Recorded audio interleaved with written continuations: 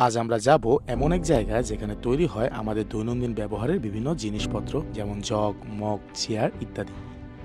এখন তারা তৈরি করছে গিজারের বিভিন্ন অংশ। চলুন দেখে আসা যাক তাদের এই বিশাল কর্মযজ্ঞ কিভাবে তারা তৈরি করছেন এগুলো। বহুত প্রকারের জিনিস ভাই তৈরি করি আমরা প্লাস্টিকের। বালতি, জগ, মগ, এরপরে আপনার প্লেট, বাড়ি, বল, এগুলো দিয়ে আমরা তৈরি করি। এইটা হলো গিজারের মাল। আর বালতির দেওয়া আছে, কিন্তু বালতির দেওয়া চলে না, এখন বর্তমানে অফ রয়েছে। আরো কিছুদিন পর চলবো বালতি।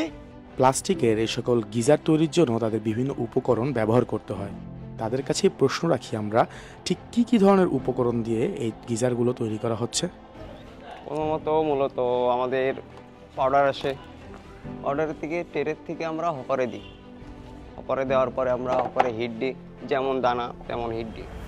যেমন মনে করেন যদি একটু নর্মাল হয় তেমন হিট একটু বাড়াই দিই, যদি নর্মাল 1 নম্বর দানা হয় তাহলে হিট দেওয়া লাগে না।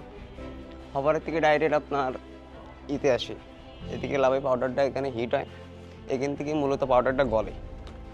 এখান থেকে গলার পরে এখানে ডাইস লাগাতে হয়, একটা ডাইসে একটা মাল বেরোয়।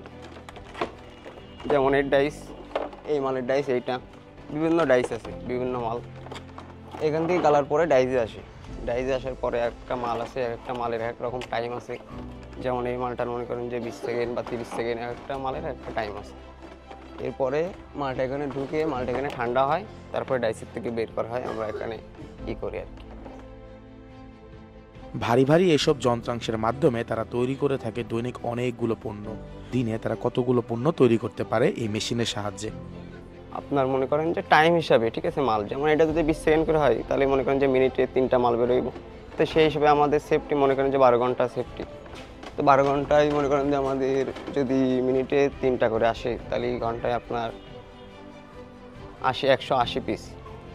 তাহলে ঘন্টায় 180 পিস হলে মনে করেন 12 ঘন্টায় এবার যে কয় পিস আসে।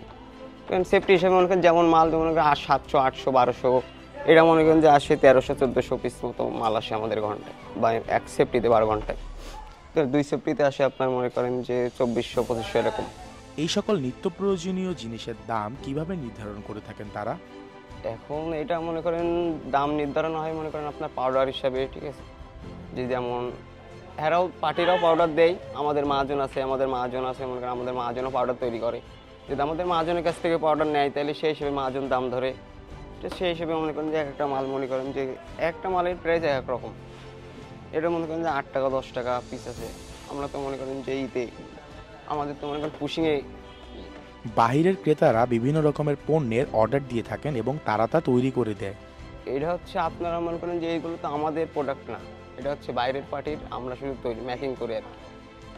বাইরে থেকে আসলে যে রেট বড় কোম্পানির তার চেয়ে কিছু কম, আমাদের কাছে আরও অনেক কম চিপ রেটে পাইতেছে।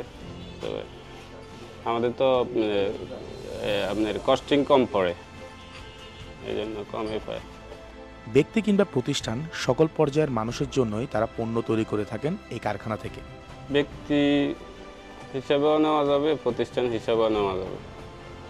আমাদেরকে 1 মাস আগে নক করা লাগবে, কন্ট্যাক্ট করা লাগবে, ওয়ার্ক অর্ডার দেওয়া লাগবে, এগ্রিমেন্ট করা লাগবে। একটা প্রসেসিংয়ের ব্যাপার তো আসে। আপনি হুট করে আসলেন, হুট করে তো আর নিতে পারবেন না। আপনার রিকোয়ারমেন্ট, আমার রিকোয়ারমেন্ট, এগুলো অ্যাডজাস্ট করি। তারপরে তাদের কঠোর পরিশ্রমের মাধ্যমে যখন পণ্যগুলো নতুন ছাঁচে নতুন রূপ পায়, আমাদের কাছে পৌঁছে যায় তা ঘরে ঘরে তাদের হাত ধরেই।